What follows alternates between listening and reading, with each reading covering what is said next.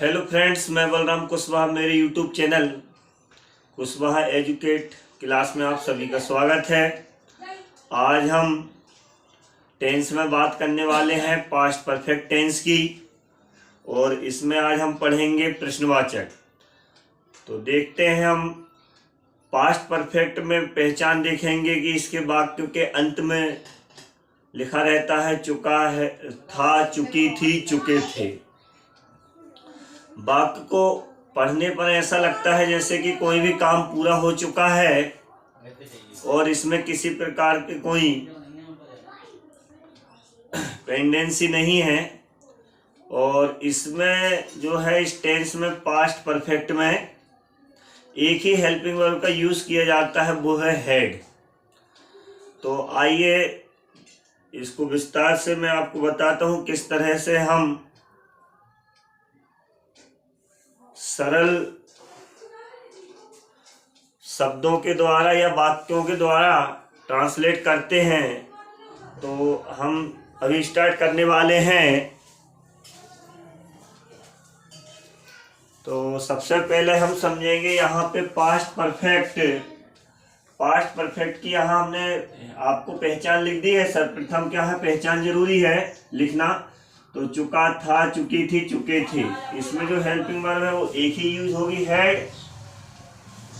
और इंट्रोगेटिव यानी प्रश्नवाचक, आज हम पढ़ने वाले हैं प्रश्नवाचक।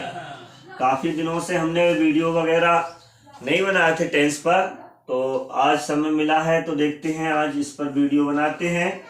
सर्वप्रथम आपको जो ट्रांसलेट के लिए जो ज़्यादा ज़रूरी होता है हिंदी से अंग्रेजी, वो मायने रखता है स्ट्रक्चर। अगर स्ट्रक्चर कक्षा 6वीं से 12वीं पढ़ने वाले विद्यार्थी जो भी हैं उन्होंने स्ट्रक्चर याद रख लिया, बाकी अन्य व्यक्ति कॉलेज वाले विद्यार्थी और रोज़मर्रा की ज़िंदगी में डेली यूज़ के लिए तो इंग्लिश की ज़रूरत होती ही है। तो डायरेक्ट इंग्लिश में कोई भी बात बोलना और स्ट्रक्चर के अनुसार बोलने में थोड़ा सा तो उसमें डिफरेंस है, और लगता है कि कोई सही बोल रहा है या गलत बोल रहा है। तो स्ट्रक्चर के अनुसार जब वाक्य को बोलते हैं तो वो काफी हद तक जब सही बोलते हैं तो सामने वाले को भी आकर्षक बात लगती है। तो देखिए, ये स्ट्रक्चर है इसका, question word plus had plus subject plus verb का third form plus object plus ROS और लास्ट में क्वेश्चन मार्क। तो वाक्य बनाते हैं, देखिए किस तरह से आसानी से कुछ सरल वाक्य बनाएंगे हम, जिसमें ज़्यादा कठिनाई तो नहीं होगी, और ऐसे वाक्य जो आपको आसानी से समझ आ जाए।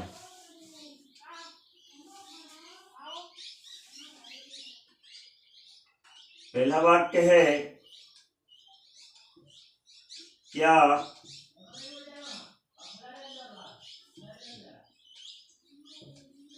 नरेश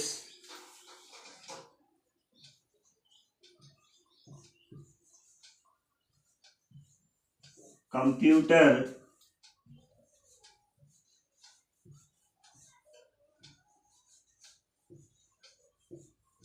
चला चुका था।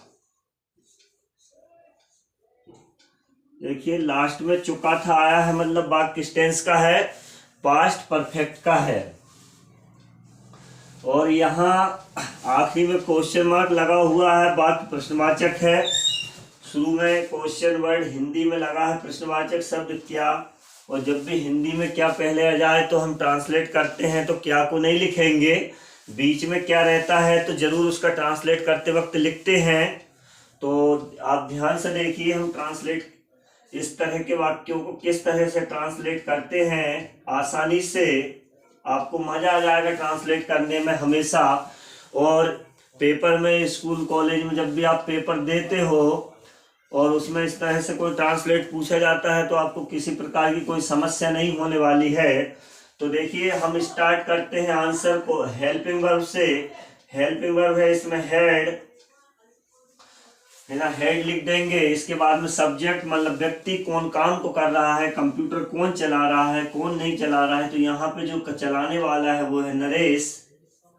तो अनाराम के अनुसार ट्रांसलेट देखेंगे, ना से बनेगा NA, आर से रा से आर और ए की मात्रा से ई और शक्कर वाले सा से बनाएंगे एस एच।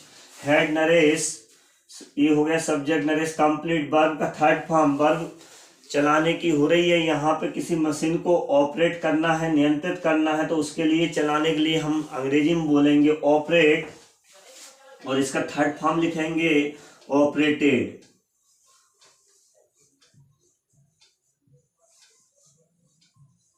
ये हमने इसका वर्ब का थर्ड फॉर्म लिख दिया ऑपरेटेड।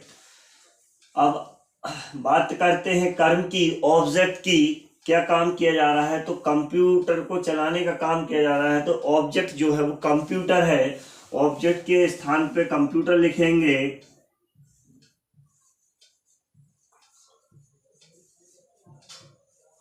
इसके बाद वाक्य में कुछ बचा नहीं है लिखने के लिए, लास्ट में क्वेश्चन मार्क लगा के वाक्य पूरा हो गया ये। तो देखिए हमने ट्रांसलेट कर दिया है। हिंदी में वाक्य था क्या शुरू में था तो क्या को नहीं लिखा।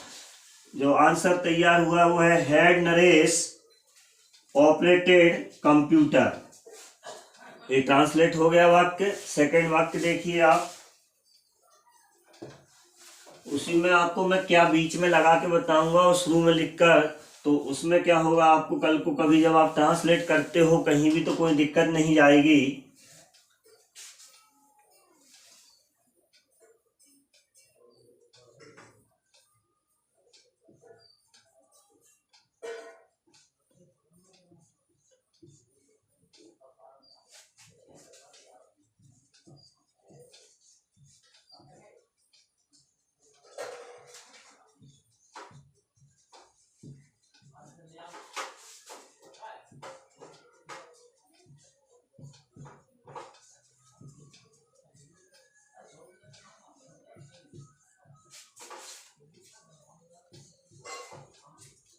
देखिए यहाँ वाक्य है विनीता क्या पुस्तकें खरीद चुकी थी। तो वाक्य में पहचानने के लिए तो अवश्य है, तो देखिए लास्ट में लिखा है चुकी थी, मतलब वाक्य किस टेंस का है, पास्ट परफेक्ट टेंस का है।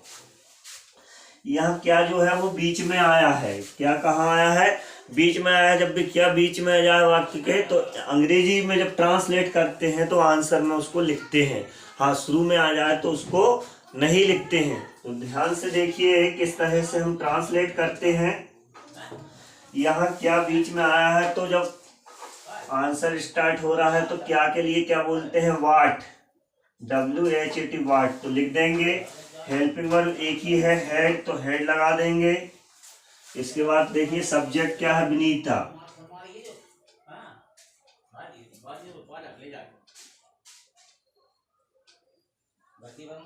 सब्जेक्ट लिखेंगे विनीता, वंशिस बनेगा भी, छुट्टी की मात्रा लगी तो आई, और NITA बड़ी की मात्रा से आई भी बन जाता है, और EE भी।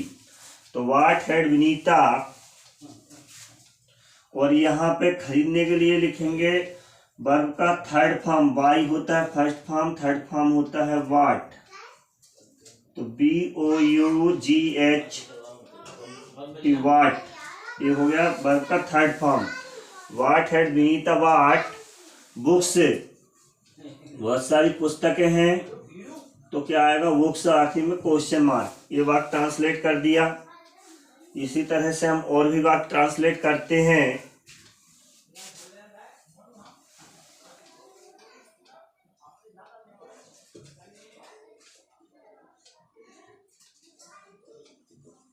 वो है कमरे कब साफ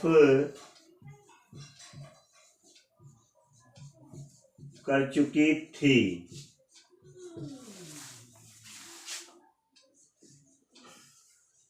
वह कमरे साफ कब कर चुकी थी। अब यहाँ पे जो क्वेश्चन वर्ड है वो क्या है, कब है। तो कब के लिए देखिए क्या लिखेंगे हम, व्हेन, फिर उसके बाद हेल्पिंग वर्ब लिखेंगे हेड। वह गर्ल्स के लिए जो सब्जेक्ट आएगा वो आएगा सी, और साफ करना क्रिया है उसके लिए क्या बोलते हैं, क्लीन, थर्ड फॉर्म लिखेंगे cleaned, clean.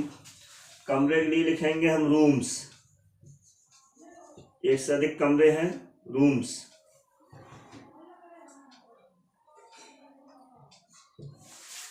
When had she clean rooms, वह कमरे कब साफ कर चुकी थी।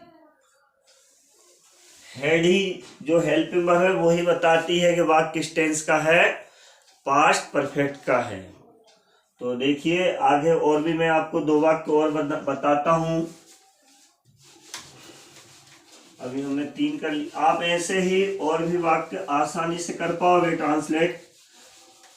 स्कूल के बच्चों के लिए बहुत ही उपयोगी चीज होता है टेंस, और टेंस अंग्रेजी की जान है। अगर जिसको टेंस आ गया समझ, ये समझ लीजिए कि अंग्रेजी में आपको काफ़ी सहूलियत हो गई है, लिखने में, पढ़ने में, बोलने में। टेंस बहुत ज़्यादा जरूरी है। तो आइए आगे देखते हैं हम 4था वाक्य।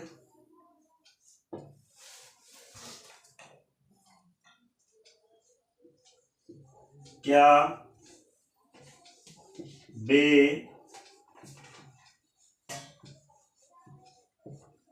रामायण पढ़ चुके थे। देखिए यहाँ पे फिर आ गया है क्या शुरू में ही। तो जब क्या शुरू में जाए तो उसको नहीं लिखते हैं, आंसर करेंगे हम स्टार्ट हेल्पिंग वर्ब हेड से। सब्जेक्ट आ जाएगा वे के लिए, हम लिखेंगे यहाँ पे दे, और पढ़ने का जो क्रिया है वो है रीड। और रीड के तीनों फॉर्म क्या है, एक से ही होते हैं, READ, read, read, read, read. First second third form read ही है, इसलिए रीड लिख दिया direct. Had they read. Ramayan क्या है, धार्मिक ग्रंथ है, और धार्मिक ग्रंथ महान ग्रंथ के आगे क्या लगता है, दा, तो द रामायण।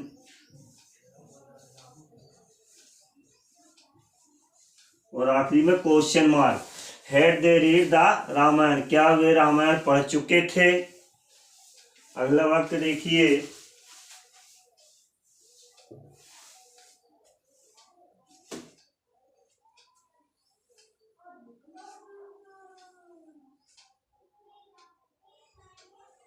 अगला वाक्य देखिए, हम सूर से बनाते हैं। सूर उदय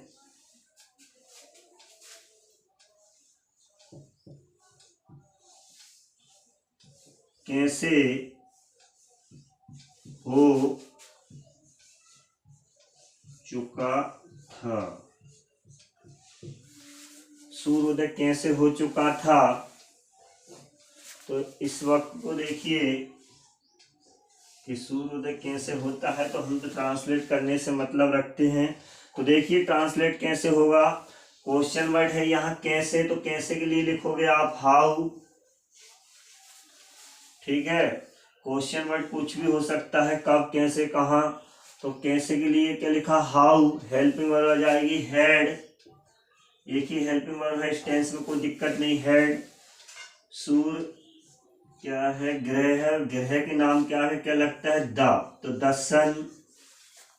हाउ हैड द सन, उदय होने के लिए बोलते हैं राइज, और थर्ड फॉर्म होता है राइज, रोज, रिजन, राइजन।